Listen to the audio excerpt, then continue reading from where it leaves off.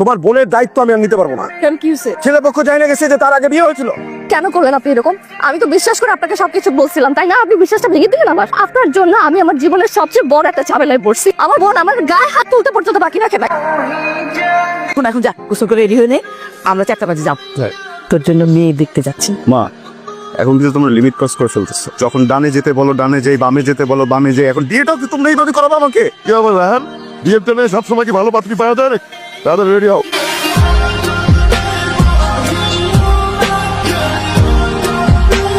আরে নেন না, শরবত তারেন। কি হলো তুমি মা? তাড়াতাড়ি করো। এই তো হয়ে গেছে, আসছি। আসুন বল, বসে থাকো। মাশাআল্লাহ, সুন্দর। মেয়ে দেখতে এসে মাথা নিচু করে থাকলে হবে? একটু তাকাও। রায়হান দেখ,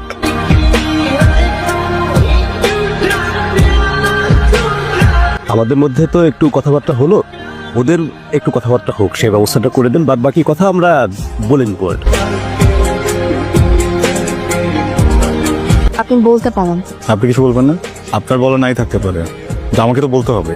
এখন যদি না বলি পরে দেখা যাবে যে বিপদে পড়ে গেছি। দেখেন, আমি খুবই স্ট্রেট ফরওয়ার্ড কথা বলা একটা ছেলে।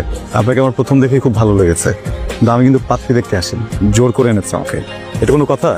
তার উপর আমি আমার বাবার সাথে কথাই বলতে পারি না। আপনি আপনার মতো না করে দিতে পারেন। সেই অপশনটাই তো আমার হাতে নাই। আপনাকে আমার ব্যাপারে কিছু বলি, আমি তো বেকার। আমার বেশ কিছু মেয়ে ফ্রেন্ডস আছে, বেশ কিছু রিলেশনশিপেও ছিলাম। ফ্রেন্ডদের সাথে আড্ডা দিই, রাতে বাড়ি ফিরি আর বারেও যাই। এমন একটা ছেলেকে আপনার পছন্দ হয় কিনা? আমার পছন্দ অপছন্দ কিছু যায় আসে না। আমার ফ্যামিলি যেটা ঠিক করবে আমার সেটাই করতে হবে। তোমাদের কি আরো সময় লাগবে? আই থিঙ্ক উই আর ডান। মেয়ে পছন্দ হয়েছে না? একদম পছন্দ হয়েছে, এটা খুবই সুন্দর। এই মেয়ে যদি আমার ছেলে বউ হিসেবে অনেক খুশি হব। থাকলো ভাই, আপনি কোনো কথা বলতেছেন না কেন? একটু মতামত দেন। মেয়েটারে ভালো লাগছে, আদব কয়দা ভালো। তোমার বোনের কি অবস্থা? এখন তো আর আগের দিনের ছেলে পেলে না, এখনকার ছেলে পেলে, বুঝতে পারছো? তুমি ডাক দাও না তোমার বোনের কথা বলি। চারমেন, তোর কি সব বলে দিতে হবে? তুই কি তোর দুলাভাইয়ের কাছ থেকে ছেলেটার নাম বলে এখন তোমরা কথা বলতে পারিস না? আমি নাম্বার দিয়ে দিতেছি তোমাকে, একটু কথা বলে আলাপচারিতা করো। সব টাকা তো আর আমাদের না, তাই না? হ্যালো, আমি শারমিন। আজকে আপনি আমাদের বাসায় এসেছিলেন। জি বলেন। আমি এত রাতে আপনাকে কল করতে চাইনি, আসলে আপার দুলাভাইয়ের চাপে আপনাকে ফোন করেছি। কোনো অসুবিধা নেই, বলেন। দেখেন, ভয় পাওয়ার কিছু নেই। আপনি কি বলতে ফোন দিয়েছেন বলেন না। যদি কি দেখা করতে যাচ্ছেন, কাল দেখা করি। আপনার কমফোর্টেবল টাইম কখন বলেন? বিকেলে নাকি সন্ধ্যায়? বিকেল হলে ভালো হয়। ঠিক আছে।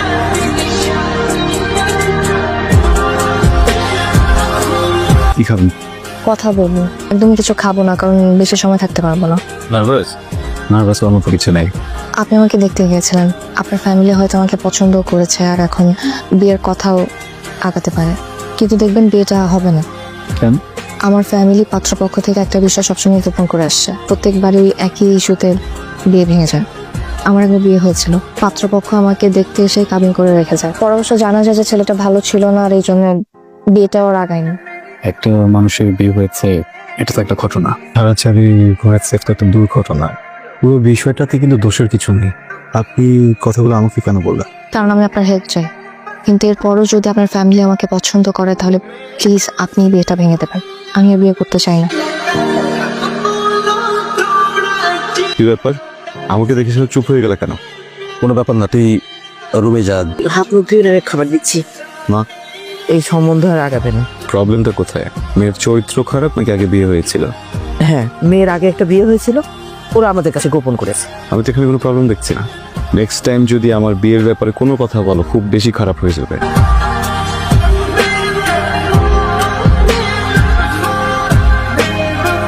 তোমার বোনের দায়িত্ব আমি আর নিতে পারবো না। কেন কি হয়েছে? কিছু মানে ছেলে পক্ষ জানে গেছে যে তার আগে বিয়ে হয়েছিল।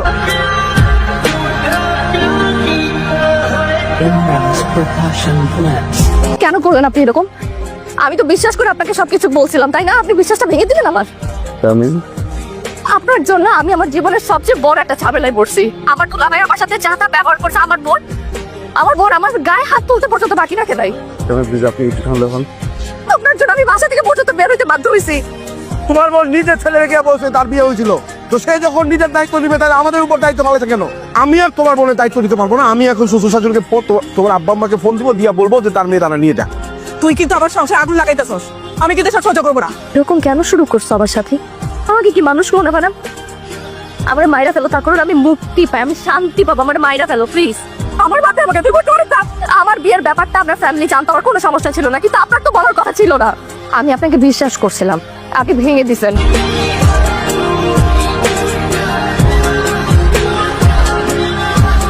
আমরা কি কিছুক্ষণের জন্য ভুলে যেতে পারি আমাদের বিয়ের আলাপ হয়েছিল? আমি বিশ্বাস করেছিলাম আপনাকে। আপনি আমাকে বিশ্বাস করেছিলেন, আমিও কিন্তু আপনার বিশ্বাস রেখেছি। আমি আপনার জায়গাটা ক্লিয়ার করেছি, আমি তাদেরকে বলেছি যে আপনি আমাকে সবকিছুই আগে জানিয়েছেন, যেন তারা আপনাকে ভুল না বুঝে। আমি আপনার কোনো ধরনের সিম্প্যাথি চাই না। এবার দুই চোখ যেদিকে যাবে আমি সেদিকে চোখ যাব। দেখেন, আপনাকে বা আমাকে আমাদের পরিবার কেউ এই মুহূর্তে মূল্যায়ন করছে না, কারণ তারা মনে করে আমরা ইম্যাচিওর, তারা মনে করে আমরা ছোট। এখন আপনি যদি এই রাতটা ধরে বসে থাকেন, তাদের যে ভুল ধারণাটা সেটা তো সঠিক হয়ে যাবে। চলেন প্লিজ।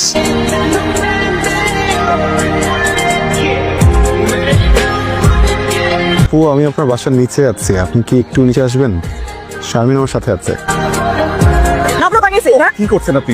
পুলিশ একটা প্লিজ ওরে বলতে বলো কই গেছিস? আমি সব কিছু বলছি। আপনার মতো ফ্যামিলির মানুষজন যদি রাস্তায় মারামারি করেন, এটা তো একদম ভালো দেখা যায় না। শারমিন বাসা থেকে বের হয়ে কোথাও যায়নি, উনি আমাকে ফোন করেছিলেন। আচ্ছা, আমাকে একটা কথা বলেন তো, শারমিনের যে প্রথম বিয়েটা হয়েছিল সেটা কি শারমিনের নিজের ইচ্ছে হয়েছিল নাকি পরিবার দিয়েছিল বিয়ে? একটা পরিবার যদি নিজেরা সিদ্ধান্ত নিয়ে তাদের মেয়েকে বিয়ে দেয়, সেই বিয়েটা যদি না টেকে, এখানে দোষটা কার? সে মেয়েটা নাকি পরিবারের? কয়েকজন মেয়ে মানুষ আপনার তারপর উপর প্রেশার দিয়ে যাচ্ছেন। এই ট্রমাগুলো, এই সিচুয়েশনগুলো থেকে একটা মেয়ে কিভাবে বের হবে কখনো ভেবেছেন? আমাদের জায়গায় থাকলে তুই বুঝতাম। আমি ছোট ভাই হিসেবে আপনি একটা রিকোয়েস্ট করছি, শারমিনকে আমি আপনার কাছে বুঝিয়ে দিয়ে যাচ্ছি, প্লিজ আপনি একটু দেখে রাখবেন, আমার কোনো রিয়াক্ট করবেন না প্লিজ। লাস্ট একটা রিকোয়েস্ট করবো, আমি এখান থেকে চলে যাওয়ার পরে আপনি ভিতরেই যে ওনারা চাই বলুক একদম উত্তেজিত হবেন না, চুপচাপ থাকবেন, ঠান্ডা থাকবেন না, বাসা থেকে বের হবেন না।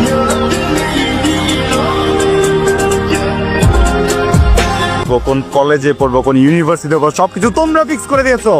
আমাকে কখনো জিজ্ঞেস করো নাই। ইভেন কোন সাবজেক্টটাতে পড়বে এটা পর্যন্ত তোমরা ফিক্স করে দিয়েছো, জিজ্ঞেস করো নাই ওটাতে আমি গুড নাকি ওটাতে আমি ব্যাড। আমাকে তো রাস্তা থেকে তুলানো নেই, আমি সব সময় চুপ ছিলাম। তুমি কি ভেবেছো আমি কথা বলতে পারি না?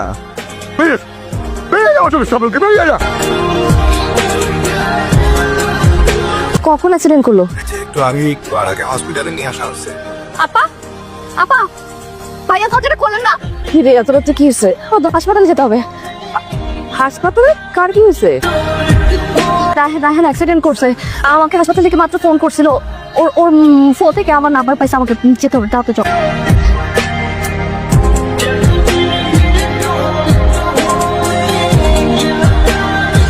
সেট কাদার মতো কিছু হয়নি, বেঁচে আসছি। বাইক আসলে অনেক স্পিডে ছিলাম, হঠাৎ করে দেখি রং সাইড থেকে একটা ট্রাক। আমি কন্ট্রোল করার অনেক চেষ্টা করেছিলাম, ট্রাকটা মেরে দিয়ে চলে গেল। শারমিন আপনাকে অবহেলা করে, আপনি নিজেও নিজেকে ছোট করে দেখেন, সেখানে কিন্তু আপনার কোনো দোষ ছিল না, সেটা একটা দুর্ঘটনা ছিল।